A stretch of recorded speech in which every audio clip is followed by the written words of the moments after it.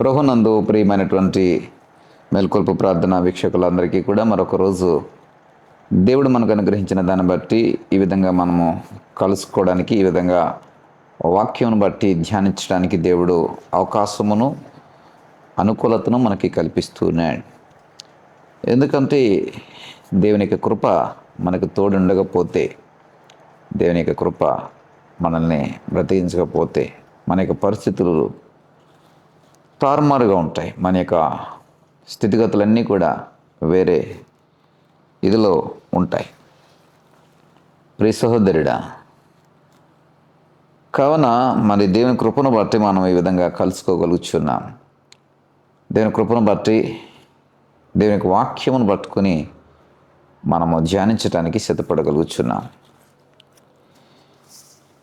కీర్తనకారుడు ఒక చక్కటి మాట 119వ కీర్తన 93వ వచనంలో అంటాడు, నీ ఉపదేశం వల్ల నీవు నన్ను బ్రతికించితివి, నేనెన్నడూ వాటిని మరువను. మరి మేల్కొల్పు ప్రార్థన వీక్షకులందరికీ చెప్పాలనుకున్న మాట ఏమిటంటే, దేవుని మాటను ఎప్పుడు కూడా మరవకండి. దేవుని యొక్క మాట ఎప్పుడు కూడా మరవబడినటువంటి, విడిచిపెట్టబడినటువంటి వాక్యముగా ఉండకూడదు. అందుకనే మీరు ఎక్కడ దేవుని మాట, దేవుని వాక్యము మర్చిపోతారా అని ఉదయముననే ఈ వాక్యమును మీ ముందుకు తీసుకొచ్చి మీకు జ్ఞాపకం చేస్తూ ఉన్నాను. మీ మరుపులోనికి వాక్యము పోకూడదు. వాక్యం ఎప్పుడు కూడా మీకు గుర్తుగా ఉండాలి, జ్ఞాపకంగా ఉండాలి. ఎందుకని? ఉపదేశం వల్ల నువ్వు నన్ను బ్రతికించితివి అంటే, ఈ వాక్యపు ఉపదేశము మనకి బ్రతుకునిస్తుంది. వాక్యపు ఉపదేశము మనకి జీవితాన్ని ఇస్తుంది. వాక్యపు ఉపదేశము మనల్ని మరి సరైన రీతిలో ఆయుస్సును పొందుకోవడానికి, సరైన రీతిలో మన యొక్క దినములు మనం పొందుకోవడానికి ఈ ఉపదేశం వల్లనే మనకి సమస్తము జరుగుచు అన్నది. ఈ బ్రతుకనేది వాక్యమును బట్టి, బ్రతుకనేది కేవలం దేవుని మాటను బట్టి. కాబట్టి ప్రియ సహోదరుడు, సహోదరి, దేవుని యొక్క మాటను మనం మరిచే వారంగా కానీ, విడిచిపెట్టే వారంగా కానీ, జ్ఞాపకములో లేకుండా దానిని నిర్లక్ష్యపరిచేవారుగా కానీ మనము ఉండకూడదు. కాబట్టి దేవుని సన్నిధికి వచ్చేటప్పుడు మనం ఏమి మాట్లాడుతున్నామో, ఎలా మాట్లాడుతున్నామో ఈ విచక్షణ కలిగి ఉండమని ప్రసంగి గ్రంథంలో రాయబడి ఉంటారు. దేవుని ఎదుట మనం నిలబడినప్పుడు, దేవుని ఎదుట మనం మాట్లాడుతున్నప్పుడు, మనము ఏమి మాట్లాడుతున్నామో ఆ మాటల మీద మనకి ఆలోచన, వివేచన, మరి జ్ఞానపూరితమైనటువంటి స్థితిలో దేవుని ఎదుట మనం మాట్లాడాలి. ఇష్టానుసారంగా మనం మాట్లాడకూడదు. ఇష్టానుసారంగా మరి దేవుని ఎదుటకు వచ్చినప్పుడు మన ఇష్టానుసారంగా మనం నచ్చినట్టుగా మాట్లాడేద్దామంటే కూడా అది అంగీకారం కాదు.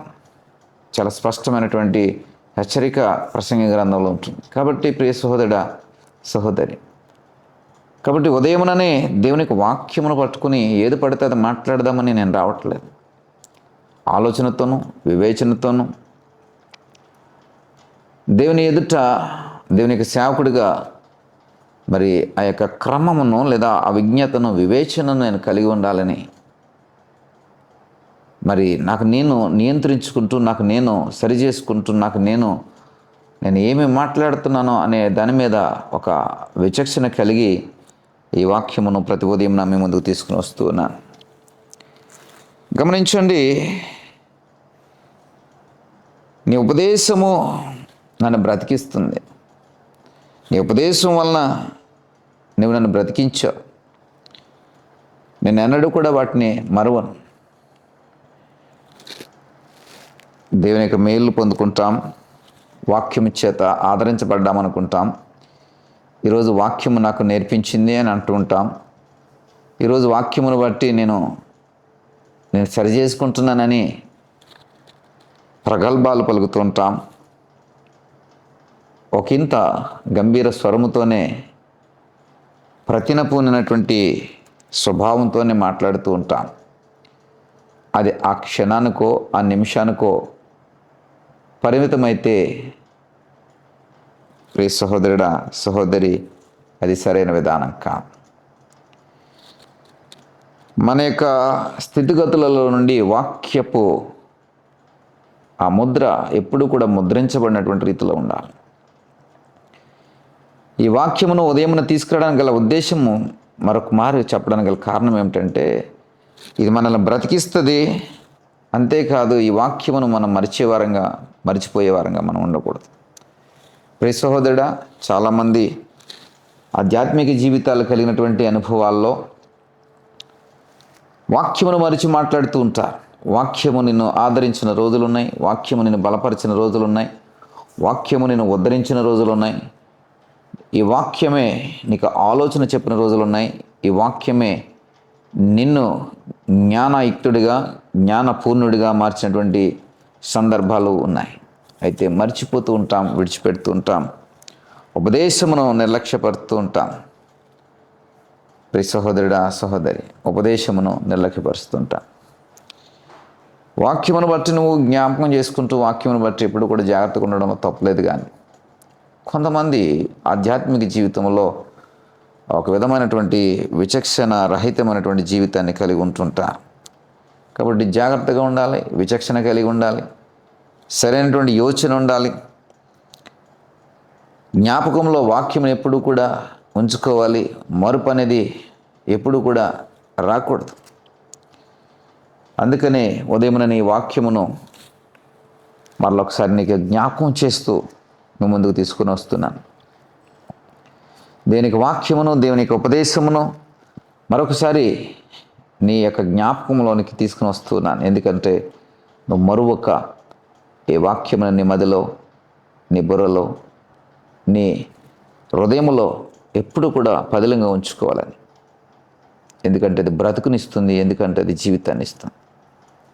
అది విడిచిపెడితే బ్రతుకుపోతుంది, దాన్ని విడిచిపెడితే జీవితమే మరి అటు ఇటు అయిపోతుంది. కాబట్టి ఉదయముననే ఈ వాక్యమును నేను ఒకసారి మీకు జ్ఞాపం చేస్తే, మీ మరుపు ఒకవేళ మీ మదిలో మరుపు అనేది ఉంటే కనుక, మీ యొక్క బుర్రలో మరుపు అనేది ఉంటే కనుక, ఈ వాక్యము ద్వారా ఒకసారి దేవునికి వాక్యమును జ్ఞాపకం చేసుకోగలుగుతారు. అలాగా మరొక నీ హృదయంలో, మరొక నీ బుద్ధిలో, మరొక నీ బుర్రలో వాక్యమును ఉంచుకోగలిగితే అది చక్కటి భవిష్యత్తును, చక్కటి బ్రతుకును నీకు ఇస్తుంది. కాబట్టి జ్ఞాపకం చేసుకుందాం దేవుని యొక్క ఉపదేశములను, జ్ఞాపకం చేసుకుందాం దేవుని యొక్క వాక్యములను, జ్ఞాపకం చేసుకుందాం దేవుని యొక్క మాటలను.